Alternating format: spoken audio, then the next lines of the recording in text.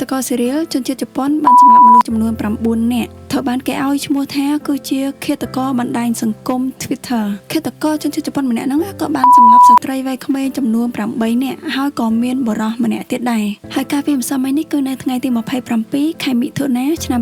2025គាត់ត្រូវបានប្រហារជីវិតដោយការព្យួរកតាមច្បាប់ប្រហារជីវិតរបស់ប្រទេសជប៉ុន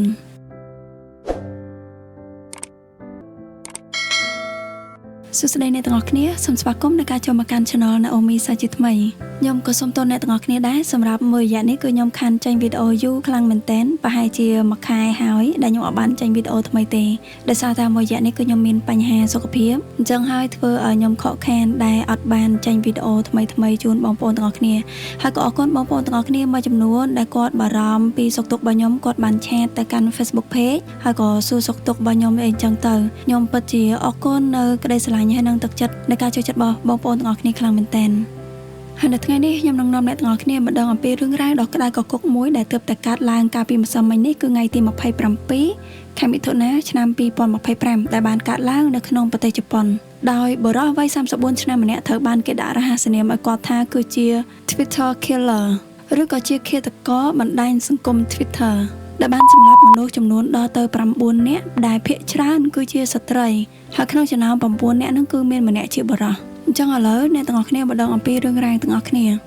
ឃាតករមានឈ្មោះថា Takahiro Shiraishi មានវ័យ34ឆ្នាំបានកើតនៅថ្ងៃទី9ខែតុលាឆ្នាំ1990និងបានកើតនៅឯទីក្រុង Machida នៃតូក្យូប្រទេសជប៉ុន Shiraishi គាត់គឺជាមេខ្យល់គឺជាអ្នកបញ្ចុះបញ្ចូលស្ត្រីឬក៏ជាអ្នកលបួងអ្នកបោកបញ្ឆោតស្រីៗដើម្បីឲ្យទៅធ្វើការនៅក្នុងបន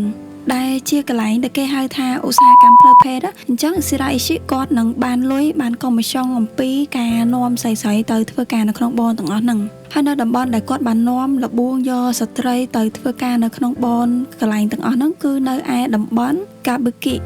ហ្នឹងគឺជាទីកន្លែងកំសាន្តតំបន់កំសាន្តនៅពេលយប់មួយដ៏ធំបំផុតរបស់ទីក្រុងតូក្យូ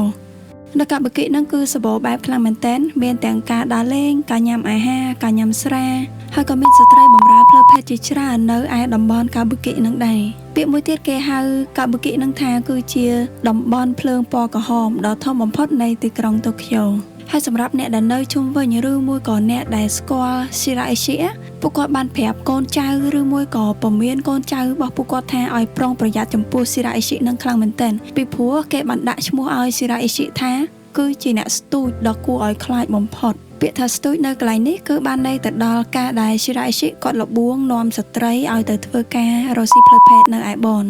ហើយក្រោយមកស៊ីរ៉ាអេស៊ីគាត់បានផ្លាស់ប្ដូរទីលំនៅរបស់គាត់ដោយទៅនៅអាផាតមិនឬក៏ផ្ទះមួយកន្លែងនៅឯសាម៉ាក្នុងខេត្តកាណាកាវ៉ានៅខែសីហាឆ្នាំ2017ហើយនៅអាស័យដ្ឋានថ្មីឬក៏ផ្ទះថ្មីរបស់គាត់នឹងហើយគឺជាទីកន្លែងដែលគាត់បានប្រព្រឹត្តឃាតកម្មហើយក្រោយមកផ្ទះដែលគាត់រស់នៅនឹងត្រូវបានគេដាក់ឈ្មោះឲ្យផ្ទះនឹងថាផ្ទះនៃភាពរន្ធត់ហើយរបៀបដែលស៊ីរ៉ាអេស៊ីគាត់ធ្វើឃាតកម្មគឺគាត់លេងបណ្ដាញសង្គម Twitter ហើយនៅក្នុងគណនី Twitter របស់គាត់ហ្នឹងគឺគាត់បានទៅសេថាគាត់ចង់ជួយអ្នកណាដែលមានការឈឺចាប់ឬក៏អ្នកដែលចង់សម្លាប់ខ្លួនបើសិនជាត្រូវការជំនួយពីគាត់អាចផ្ញើសារមកគាត់បានគ្រប់ពេលអញ្ចឹងគាត់នឹងជួយអ្នកណាដែលមានបំណងចង់សម្លាប់ខ្លួនគឺគាត់នឹងជួយគេឲ្យបានសម្រេចអញ្ចឹងតាមរយៈ Twitter ហ្នឹងគឺមានមនុស្សដែលគាត់ចង់ធ្វើអត្តឃាតចង់សម្លាប់ខ្លួនឯងគាត់បានតាក់ទងមកកាន់ Shiraishi ហើយគាត់ក៏បានអញ្ជើញជនរងគ្រោះទាំងអស់ហ្នឹងមកផ្ទះរបស់គាត់ហើយសន្យាថាគាត់នឹងជួយជនរងគ្រោះទាំងអស់ហ្នឹងឲ្យធ្វើអត្តឃាតឲ្យបានសម្រេចហើយមានពេលខ្លះទៀតគាត់បានសន្យាជាមួយនឹងជនរងគ្រោះផ្សេងទៀតថាគាត់នឹងធ្វើអត្តឃាតទៅជាមួយនឹងជនរងគ្រោះទាំងអស់ហ្នឹងដែរហើយរហូតមកដល់ពេលមួយមានបរិសម្នាក់គាត់បានបាត់ប្អូនស្រីរបស់គាត់ហើយគាត់បានដឹងថាប្អូនស្រីរបស់គាត់ហ្នឹងគឺមានទំនាក់ទំនងជាមួយនឹង Shiraishi អញ្ចឹងគាត់ក៏សង្ស័យហើយគាត់ក៏ចាប់ផ្ដើមធ្វើការស៊ើបអង្កេតដោយខ្លួនឯងហើយគាត់ឆ្លាតគាត់មានផែនការមានយុទ្ធសាស្ត្រនៅក្នុងការស៊ើបអង្កេតដោយខ្លួនឯងដោយគាត់មានស្ត្រីម្នាក់ជាជំនួយជាអ្នកជួយគាត់មានឈ្មោះថា Yumi ហើយ Yumi ហ្នឹងគឺគាត់ធ្វើពុតជាចង់សម្លាប់ខ្លួនហើយគាត់ក៏បានតាក់ទងទៅ Shiraishi ហើយ Shiraishi ក៏បានអញ្ជើញ Yumi ហ្នឹងឲ្យទៅផ្ទះគាត់ដូចជាជនរងគ្រោះផ្សេងៗអញ្ចឹងប៉ុន្តែគាត់មិនមែនទៅតែម្នាក់ឯងទេនៅក្នុងការរៀបចំផែនការសម្កេតរបស់គាត់ហ្នឹងគឺគាត់មានតាក់ទងជាមួយនឹងប៉ូលីសដែរគាត់ស្នើសុំឲ្យប៉ូលីសចូលរួមនៅក្នុងការធ្វើការរបស់គាត់នឹងដែរចឹងដល់ពេលដែល Yumi ចូលទៅដល់ផ្ទះ Shiraishi ប៉ូលីសក៏បានទៅជាមួយដែរនៅពេលហ្នឹងប៉ូលីសគឺចាប់សួរស៊ីរ៉ៃស៊ីភ្លាមតែម្ដងសួរថាក្មេងស្រីដែលបានបាត់ខ្លួនមុនហ្នឹងតើគេទៅណាហើយឃាតករឆ្លើយដោយអត់មានស្ទាក់ស្ទើរអត់មានការបត់បែនទេឃាតករបានឆ្លើយថានាងនៅក្នុងទូទឹកកកនិយាយទៅញាក់សាច់សាហាវខ្លាំងមែនទែនហ៊ានស៊ីហ៊ានសងហ៊ានធ្វើហ៊ានទទួលហ្មងហើយមុនពេលឈានទៅដល់ការដែលសឹមគេទៅចាប់ខ្លួនស៊ីរ៉ៃស៊ីហ្នឹងដោយសារតែគេបានដឹងថាស្ត្រីដែលជាជនរងគ្រោះចុងក្រោយបំផុតរបស់ស៊ីរ៉ៃស៊ីហ្នឹងធ្លាប់បានដើរជាមួយនឹងស៊ីរ៉ៃស៊ីកាលនៅថ្ងៃទី23ដុល្លារឆ្នាំ2017ហើយនៅពេលដែលប៉ូលីសចូលទៅឆែកឆេរនៅក្នុងផ្ទះរបស់គាត់ហ្នឹងគឺសាហាវប្រេផ្សៃរន្ធត់ខ្លាំងមែនទែនដោយមានឃើញផ្នែកសាកសពផ្សេងជាច្រើនខ្លាំងមែនទែនប៉ូលីសបាននិយាយថាគេបានឃើញមានផ្នែកសាកសពចំនួន9នៅក្នុងផ្ទះរបស់គាត់ហ្នឹងហើយក៏មានធុងសម្រាប់ផ្ទុកសាកសពនៅក្នុងហ្នឹងមានធុងទូចធុងត្រជាក់របៀបដូចជាធុងក្លាសេទូចហ្នឹងចំនួន3ហើយនឹងមានធុងអាធំហ្នឹងចំនួន5ទៀតហើយនៅក្នុងហ្នឹងពោពេញទៅដោយសាកសពមានទាំងក្បាលមនុស្សមានទាំងដៃជើងដែលបានកាត់ជាបំណែកនៅក្នុងហ្នឹងហើយមុនពេលដែលមានប៉ូលីសចុះមកចាប់ខ្លួនហ្នឹងក៏មានការរាយការណ៍ពីអ្នកជិតខាងនៅជុំវិញផ្ទះរបស់គាត់នឹងដែរគេបានរាយការណ៍ទៅប្រាប់ប៉ូលីសថាមានធុងក្លិនស្អុយចេញមកពីក្នុងផ្ទះរបស់ស៊ីរ៉ៃស៊ីហ្នឹង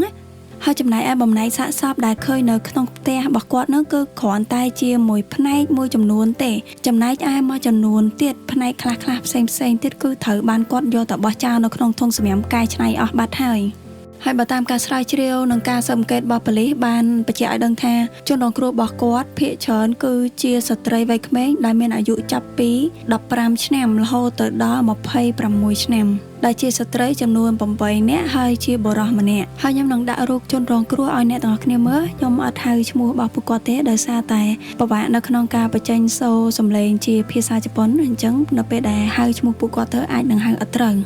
ហើយនៅពេលដែលស៊ីរ៉ៃស៊ីត្រូវបានចាប់ខ្លួនគាត់ក៏មានមេធាវីការពារក្តីរបស់គាត់ដែរហើយនៅពេលនោះតុលាការបានកាត់ទោសឲ្យស៊ីរ៉ៃស៊ីទទួលទោសប្រហារជីវិតអញ្ចឹងដំបូងមេធាវីការពារក្តីរបស់គាត់នឹងព្យាយាមការពារគាត់ដោយស្នើសុំទៅកាន់តុលាការកុំឲ្យដាក់ទោសប្រហារជីវិតដល់គាត់ដោយសារតែជនរងគ្រោះដែលគាត់បានសម្លាប់ទាំងអស់ហ្នឹងគឺសុទ្ធតែមានការព្រមព្រៀងមកពីជនរងគ្រោះទាំងអស់ពីព្រោះថាជនរងគ្រោះទាំងអស់ហ្នឹងគឺគាត់ចង់សម្លាប់ខ្លួនឯងគាត់ចង់ធ្វើអត្តឃាតខ្លួនឯងហើយគាត់មករកជំនួយទេហើយការដែលស៊ីរ៉ៃស៊ីបានធ្វើហ្នឹងគឺសុទ្ធតែមានការអនុញ្ញាតមកពីជនរងគ្រោះទាំងអស់ហ្នឹងអញ្ចឹងរឿងដែលស៊ីរ៉ៃស៊ីបានធ្វើគឺសុទ្ធតែមានការព្រមព្រៀងគ្នាទាំងអស់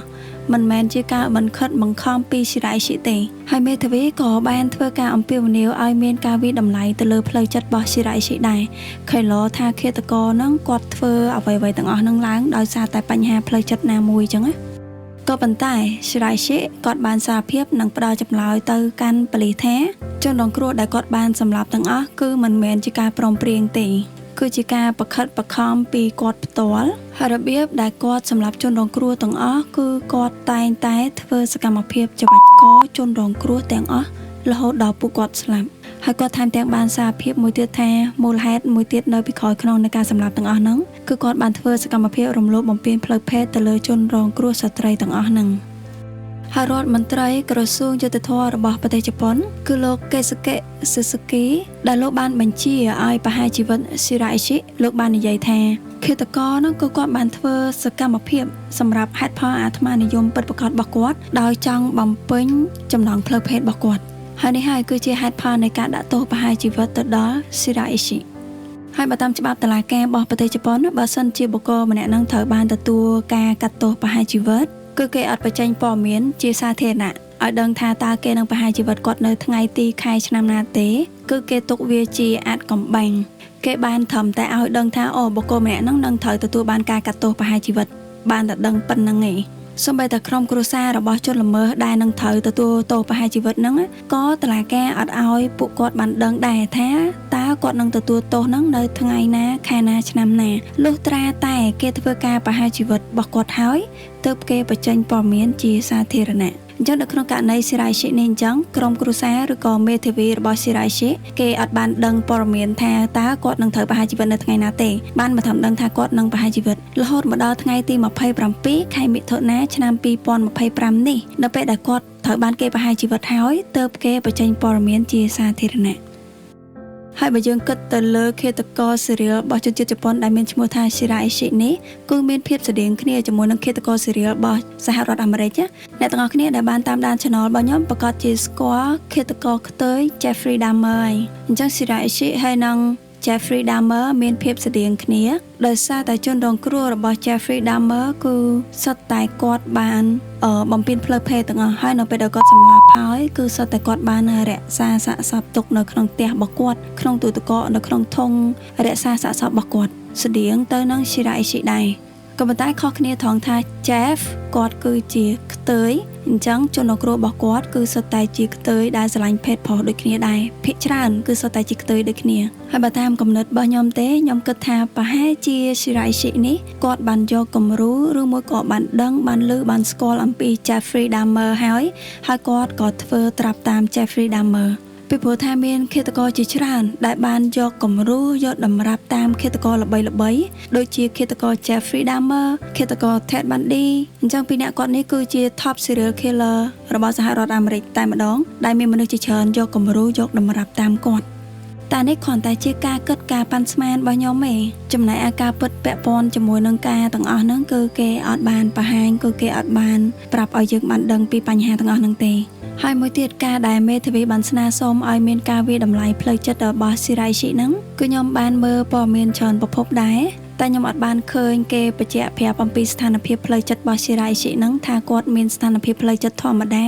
ឬក៏គាត់មានបញ្ហាផ្លូវចិត្តគឺខ្ញុំអត់បានដឹងទេ